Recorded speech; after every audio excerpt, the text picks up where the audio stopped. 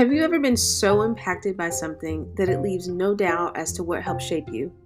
Welcome to the Blind Impact podcast, where we talk about and uncover those moments. Some funny, some sad, and some scary, but it's not always tragic. I hope you'll stay for a while. Esperanza, are you on? I am on. How are you, Francis? Hey, I'm doing good. Doing good. How are you doing? I'm very good. Okay. All right. Hey guys, this is Esperanza. This is the Blind Impact. And Esperanza, do you want to give us a little bit about yourself? Tell us who you are, what you've done, anything you may want to share? Yeah, well, my name is Esperanza. I am original from Puerto Rico, and I am been living here in Texas for the past 20 years. Um, I got here when I was a single mom and raised my kids here in the US.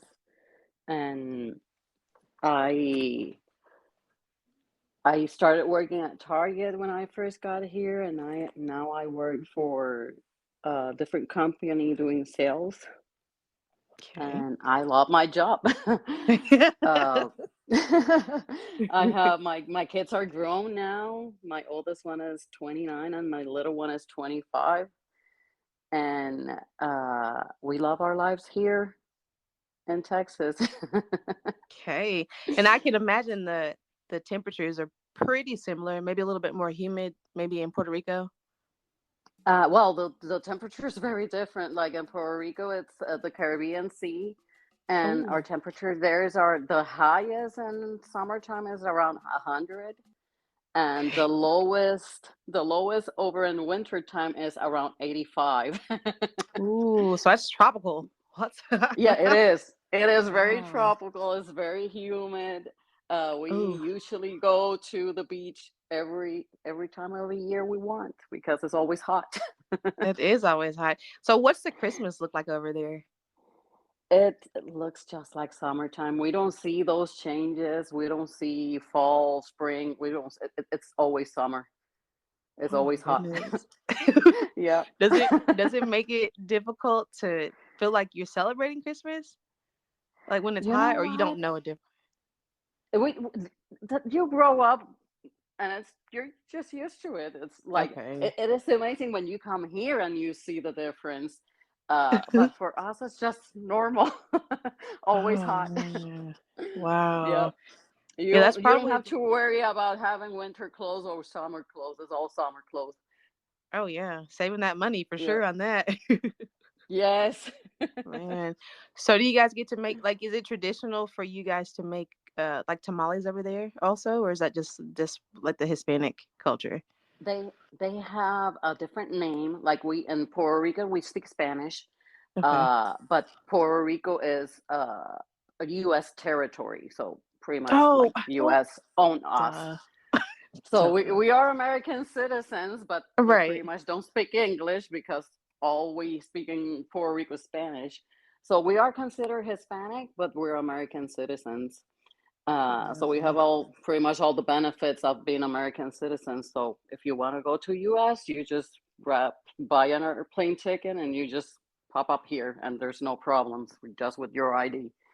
We don't have to Right. go through any other requirements, like just like what a regular American citizen requirements are to travel. So yeah, so it's Yeah, easy and for look, us to come here. yeah, and I knew that, and I do need to clarify. Like, I'm totally aware of everything that you said, and I'm sorry that you had to No, no, explain all of that. But that's okay. It's oh my okay. goodness, You know, there's a wow, lot of people out there that don't know it, so that's yes, why it's always good to mention it. yeah, it is. So people aren't going around saying ignorant things like what I just said. But what's the like the food over there? Like even though you are U.S. territories, like what do you guys known for? I know rice, like you have like a Yeah. very specific rice that y'all eat, right? Yes, they call it arroz con gandules, Yes. and that's a very traditional food in Puerto Rico. And it's like the gandules is a type of bean. Okay. It's green and it's round, but it's a type of bean. and Okay. we just cook the rice with that, and it's so good. You're not like, Yeah.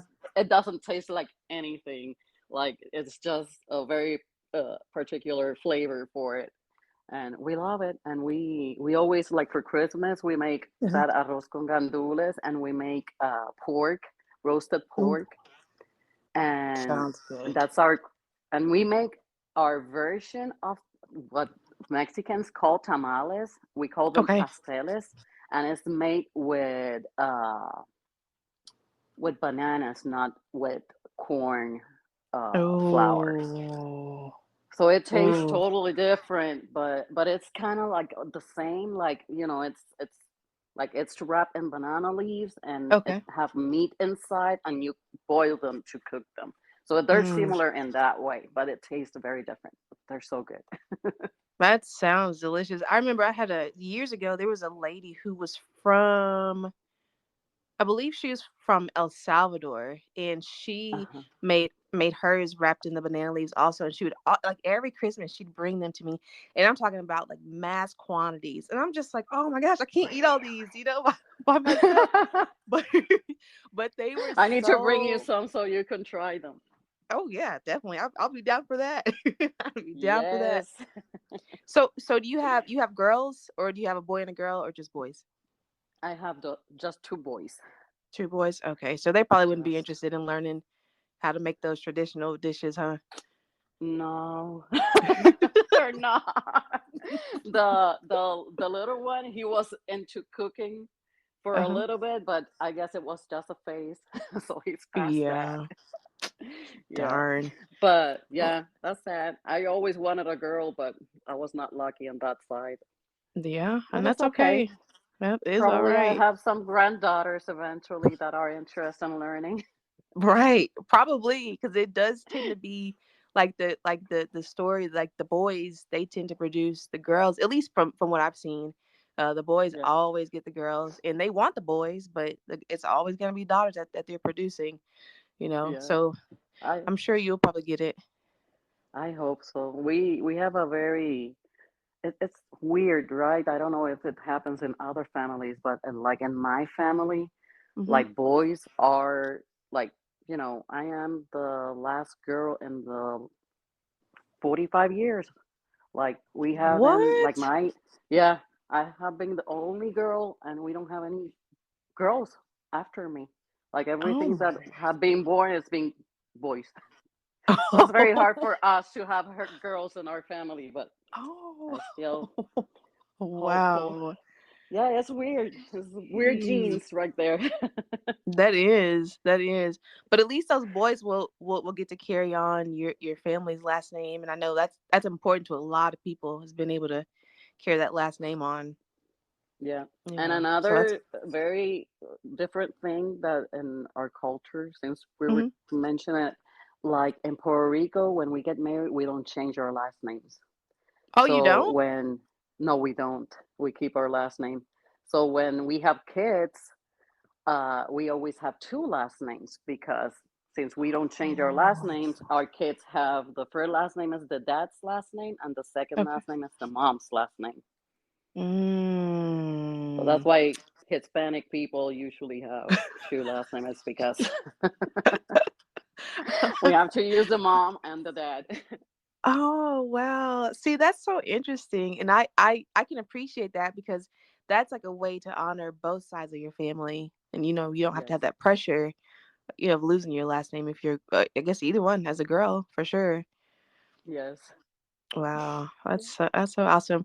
Okay, so Esperanza, I want I know you have a story and I can't wait to hear it. So, can you tell me tell me what was your blind impact?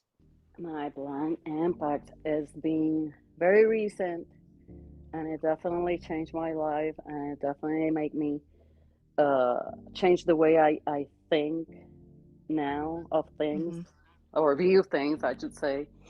I'm 45 years old, and I start and that part of my process of women process of having to get mammogram tests done.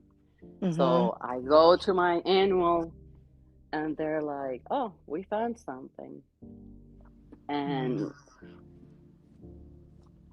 the previous year they said the same thing, like, "Oh no, we found something, but everything's gonna be fine. You know, Mm-hmm. it's just like a little pimple, and everything's gonna be fine." So when they told me that this year again, I was like, "It's the same thing I had last year." So they're Mm-hmm. like, "No, we need to do a sonogram." They did the sonogram. We need to do a biopsy. They did the biopsy. And in my mind, at that point, I was like, "Oh, you know, it's just the same thing last year. It's just these people trying to make money out of me." And I never thought in my life that they were going to call me and they were going to tell me that I have breast cancer. So it was very shocking, and it literally turned my life around in an instant. And it was a very, very, very, very unique experience, because I have to say that I felt every single thing that you can feel. I was Mm-hmm. scared. I was uh, like just worried. And everybody in my family, they dealt in a different way with the situation. So it's something that is very normal this year's. And I feel that not that many people talk about it. About They always talk about getting tested and all that, but people don't talk about all those feelings that you get when you find out that you have it, and how your people are gonna, like, people that are close to you are gonna react to it. Your kids, your husband, your family. It's just a big change in life, and in my case, like at the beginning, it was just a very negative uh, situation for me. Like I couldn't Mm-hmm. see it in a positive way, and I'm usually a very positive and very happy person, but all those months that I dealt with this uh, without knowing what was gonna happen, because the doctors, during the time that they're testing and they're gathering information to see what's the best plan for you, because what is good for me is not what it's good for everybody. Everybody's Right. different. Mm-hmm. But it was very, very hard. Like I was very negative. I was very bitter.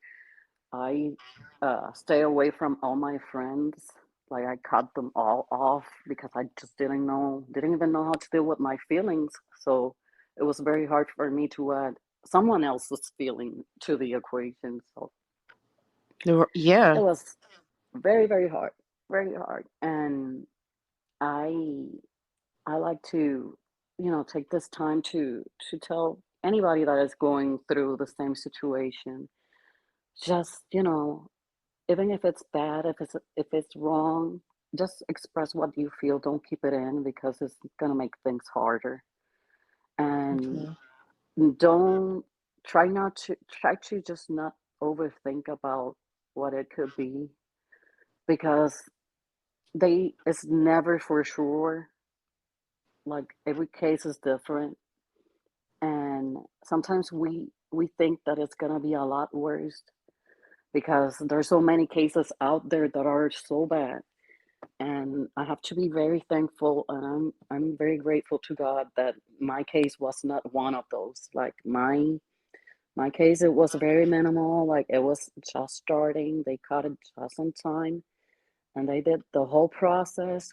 I got my uh, partial mastectomy. That's how they call it. Mm-hmm. And the scar is very minimal. And I was so afraid, because as women, is at least for me, it's very important how I look, and it was very Yes. stressful. Yes.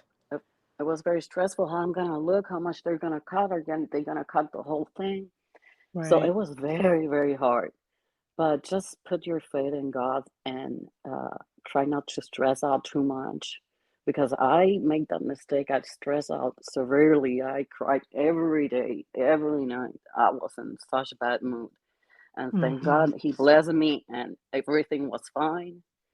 And the surgery was very successful, and I didn't need any type of treatment after the surgery. So, Yeah, thank God. I have to count myself in one of those blessed ones. Oh yeah, that is for sure a blessing. And I mean, you've got everything that you just told here. It just sounds like there's so much to be thankful for after having gone through everything and the worry that you put on yourself at that particular time. It just almost seems like do you feel like that could have made things worse for you, just like in anticipation of your surgery? Like you were just did you feel that the worry and the fear just kind of amplified what was going on? Yes, definitely. I definitely, of course, you don't do it on purpose and you don't do it No. realizing what you're doing. But I Mhm. was hurting myself. I was Yes. putting myself through a lot that I didn't have to go through Yes. just Yes, ma'am. for the negative way I was seeing it. Man. Yeah, that's So yeah, that if is I'm sorry. if you're going through something like that, uh just try to stay positive, and even if you don't know what's gonna happen, Mhm. always have your hopes up, because I feel like I stress out myself too much unnecessarily. Yes, right. And you're human, so that's something that like you say you're predisposed to anyways, especially when there's something so significant as being diagnosed with a cancer, and just not you might not have known anybody before that's gone through that, and so it's like you don't really have anybody to turn to kind of Exactly. see, right? So like you're not really sure like what path they're going to take, how successful things are going to be. This is probably your first time dealing with that particular surgeon, and there's just lots of what ifs out there. And I'd have to ask, do you think that things could have been a little bit different if you had known somebody who had experienced breast cancer? I totally think so, because I think that was the worst challenge for me. Mm-hmm. Like, my my family is very small because my mom was adopted. So I didn't Okay. have any information on anybody in my Mm-hmm. family that have been going through this. And I don't know that many people, and people, like, usually when they go through this type of things, they don't talk about it. So Right. I didn't know anybody that had been through this. So, uh, if you have been through this, just tell your story to someone you don't know. Who can you help Mm. with your story? Because I didn't know anybody, and I start digging into the internet, and unfortunately, they don't show good cases on the internet. All They they show don't. is, the worst, pretty much, of the worst. Mm-hmm. All those surgeries that went wrong, all the bad cases, that what they put out there. They don't give you any uh good stories. And I definitely couldn't find any good examples of breast surgeries going good Yeah, out and there on the internet. survivors. So it was very terrifying for me. So if you have a good story, please share it. Yes, Please I talk agree. about it, because people don't talk about this kind of things, and it's so scary when it happens to someone and you don't have anybody to talk to Yeah, and you feel so about. alone. You feel Yes, absolutely alone. You yes, know, and then I know that that you are married, and so it's kind of like that's something like they don't have to necessarily experience, so they don't really understand, even though they can be as supportive as possible, right? So they're going to do all that they can, but it's even with that being the dynamic, it still almost seems like it's just not enough because they aren't the ones dealing with it. And it's agreeing with what you're saying. If you guys have a story out there, you have to share it. You have to talk about it. I mean, it's obviously not going to be something that anybody wants to force anybody to do, but just because like Esperanza is saying, you have cases, internet research where it just talks about people just worst case success rates, right? And it's hmm just that is scary. And your doctor, like they are going to be as consoling as they can be, but it still leaves you feeling very cold and just empty. Like you need a little bit more to go off on. So for anybody out there who's got a story similar to Esperanza's, like don't be afraid to share it with somebody. And like she said, if it's easier for you to talk to to a stranger, tell your story to a stranger, then do that. But I think it's so important for us to be able to come together as women to be able to discuss those type things. And I think it'll help to maybe change the research that gets put onto the internet, or for people who are looking, for some sort of response or answers or hope even. But Esperanza, do you feel like, do can you explain, like, for those who might not know what a mastectomy might be, like what did your doctors tell you, or just, you can just kind of generalize, you don't have to give specifics if you don't want to, but can you explain what that process looked like? Well, in my case, like they have what they did to me is what they call partial mastectomy. Mm-hmm. A full mastectomy is when they remove all the breast tissue inside Mm-hmm. and out. But a partial mastectomy, the one that they did to me, they just remove the inside tissue that is damaged or affected by the cancer. Mm-hmm. So thank God in my case it was really, really small. So they just Yes. did an incision on the breast.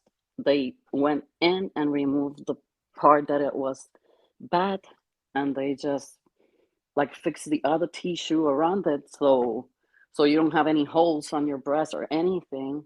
Mm-hmm. And they just patch you back up. And you know, if you have a maybe a difference, is a minimal difference depending on how much they have to take out. In my case, I cannot even tell the difference, but it Thank depends God. on how big uh, is the part that they have to take out. But Right. yeah, like the partial is when they take some part, not the whole thing. And Mm-hmm. in my case, was very minimal. So I'm very grateful for it. Yeah, thank God for that. So what was your recovery time about, like, roughly? Well, I couldn't do much like for like 2 weeks, I would say. Like Okay. after the 2 weeks, I was able to move around and not have to watch it so much, and what I do that it didn't hurt. It was more normal. Like I could move normal after the second week. Okay. Okay. Yeah, So you weren't restricted for too long. exactly. Yeah, yeah. Wow. It took me 3 weeks to go back to work, but it's Hmm. because of the type of job that I do. Sure. But definitely, like if you work in an office and you don't do that much physical work, you know it's a very easy recovery. Okay. Okay. Yeah. So I'm so glad that you were able to share any of that. So as you were going through your recovery and leading up to, I know you said that you shut a lot of people out, and at this point, now that you've had the surgery and you recovered, do you feel like the support is still there?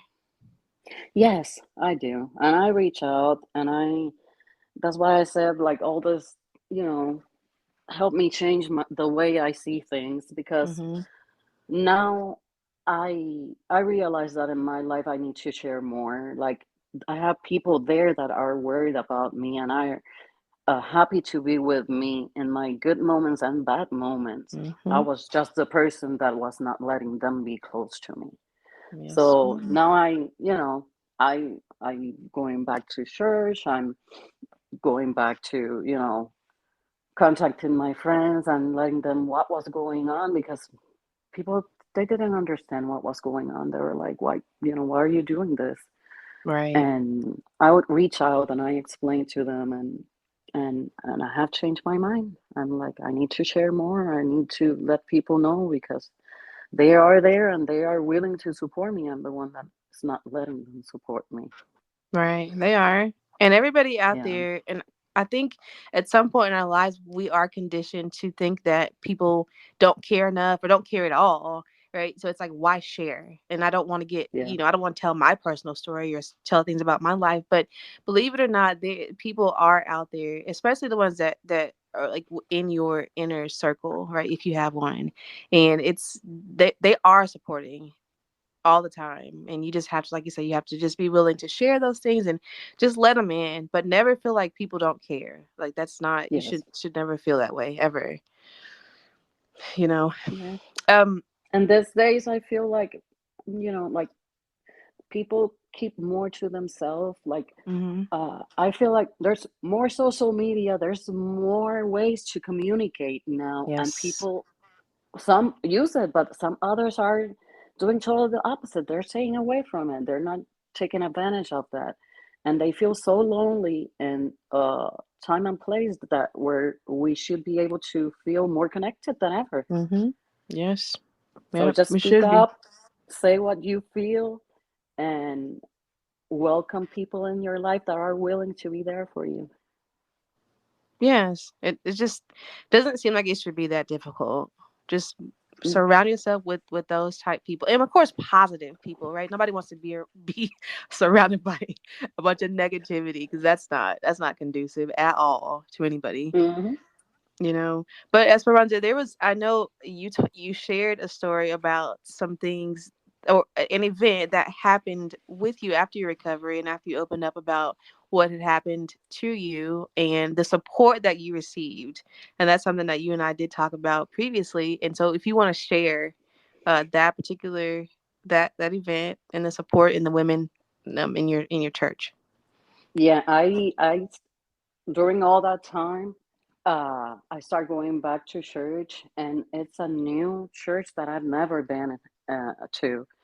And I was like, I'm gonna start going, nobody knows me, but I'm just gonna go. So one of the ladies at church, she saw me that first day, and I I feel the need to let them know that, that I was not gonna be coming back because I was getting my surgery done, and and I didn't want them to think that I just didn't like it and didn't go back or anything, because it was the first time that I was going there. So I told her, I'm getting surgery, so if you don't see me, it's not that I didn't like it, it's that, I'm getting recovered, so I'm not going to be able to go back to church for a while, but I'll be back.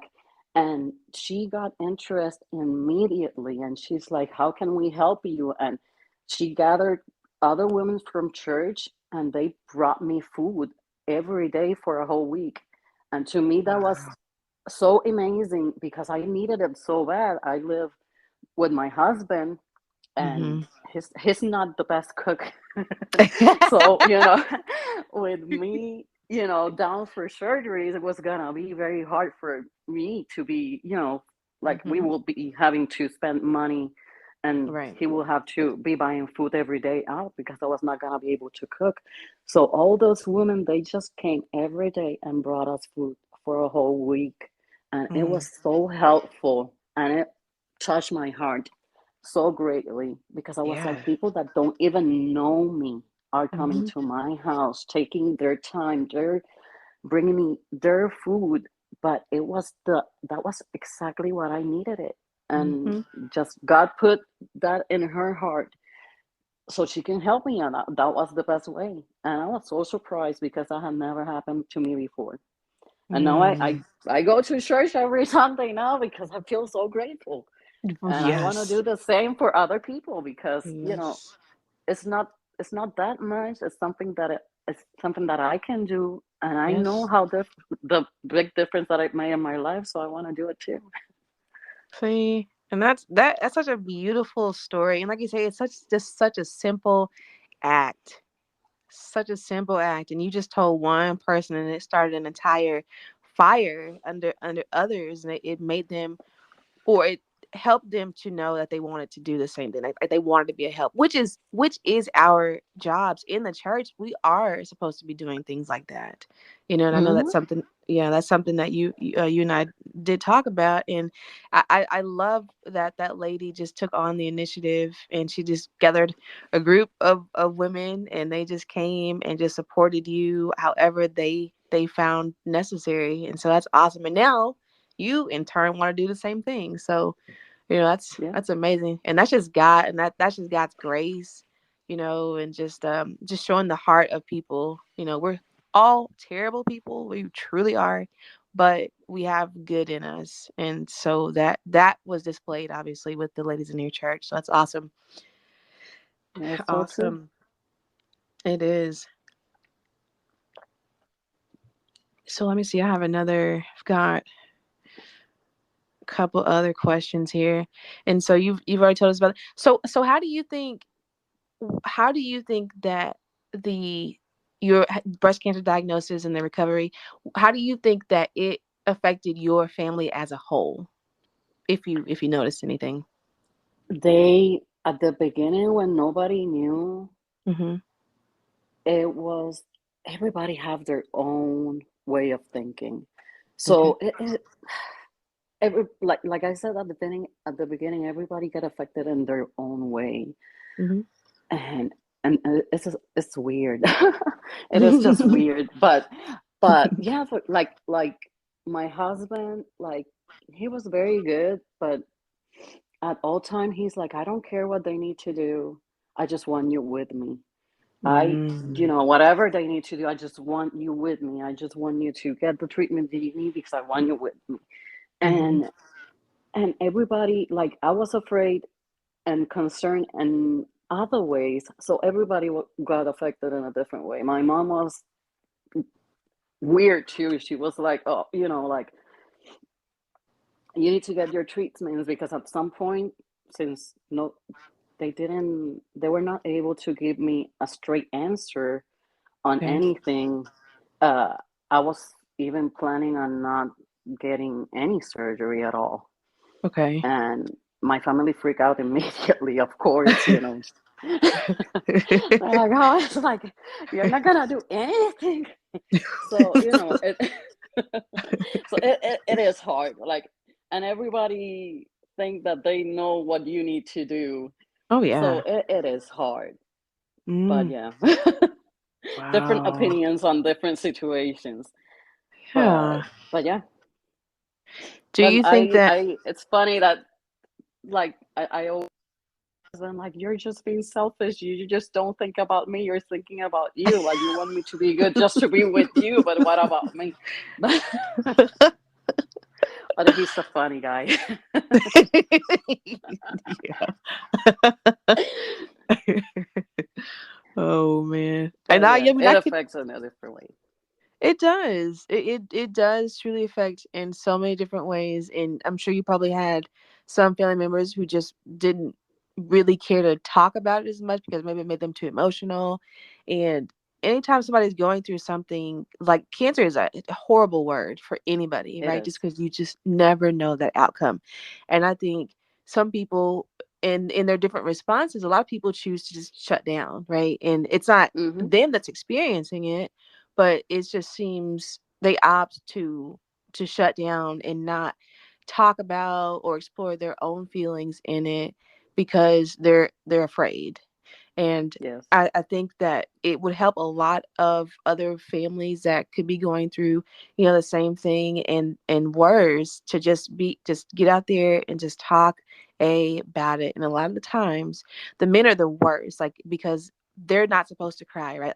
That's always been a thing, like, you can't cry. But I think that's the best thing to do is cry. Like, you have to you have to be Yes. able to express all of those emotions. And then the other side of that is, it's just like when you have too many people weighing in, it it fills your head with a bunch of just confusion too. You're like, guys, Yes. I'm the one dealing with this, and I appreciate all the opinions about what y'all think I should do. But I have to kind of like, find my way on my own. Of course, God's leading this entire thing, but I just think sometimes it just makes it a little more difficult to navigate or to go through that experience when you have everybody telling you what you should do. But some, like, your family was supportive, very much supportive once they found out. Yes. I was very lucky. Yeah, yeah, I was very truly, lucky. It was truly, overwhelming, but I was very lucky that they were there. yeah. Yeah. And do you, so since you've recovered at this point, do you kind of see like your family is like a little bit, like a little different? Like, do you guys have more contact? they want to be around more, after that Yes. scare. Yeah. Yeah. Yes. Yeah, it's just that's when you realize like your Mm-hmm. life can change in a blink of an eye. There's Yes. no time to waste. Nope. Like today Not. is today, and you need to appreciate and use it today. Don't leave it for tomorrow because you don't know if it's gonna come or not. Yeah. So it does change. It changed our yeah. It changed our Yeah. relationship. We talk every day, Oh, every see. day. Oh. Oh man. Oh. Yep. Oh, that's so awesome. I love that. I love it. So the one last question I've got for you, Esperanza, is if there's anything that you would consider changing leading up to finding out about the diagnosis, or if there's anything that you wish could have changed, what would it Uh, be? I would definitely think that my attitude, my negative attitude, like Hmm. if I have the opportunity to go through the whole thing again, I would be more positive, and I will be uh how do you say that? I will leave it on God's hand and not Hmm. worry. Yeah. And I think the process would have been a lot easier for me. Wow. That's simply put. Yeah. That is Mhm. simply put. So now you know, and we're gonna keep praying that this is the one time you had to go through that, and then of course it's all God's will for sure. But Esperanza, I want to thank you so much for joining me. It's been uh it's I can't put it into words. I just appreciate you sharing your story, and I don't know that it was too easy to do it, but I do appreciate you for taking the time to do that. I really appreciate you for having me here, for Of inviting me and course. encouraged me to do it because I really, again, like I don't want to keep saying the same thing, but I really think that they need to be, there's things that needs to be said, and you give me that opportunity, and I really appreciate it. Yes, ma'am. Yes, ma'am. And anytime you are welcome to come back on. I don't mind. Okay. Don't. Sounds I good. don't Thanks a mind. lot. Mhm. Okay. Thank you, Esperanza. Have a great one. Okay, you too. You too. And thank y'all so Bye. much for joining. And let me know what was your blind impact. If you want to tell me about it, please leave a voicemail to get the invite to your story to tell it, or you can email me at theblindImpact.com if you prefer your story read here by me. Thank you guys so much. Okay, Esperanza, I'll talk to you later. Bye bye. Okay, bye.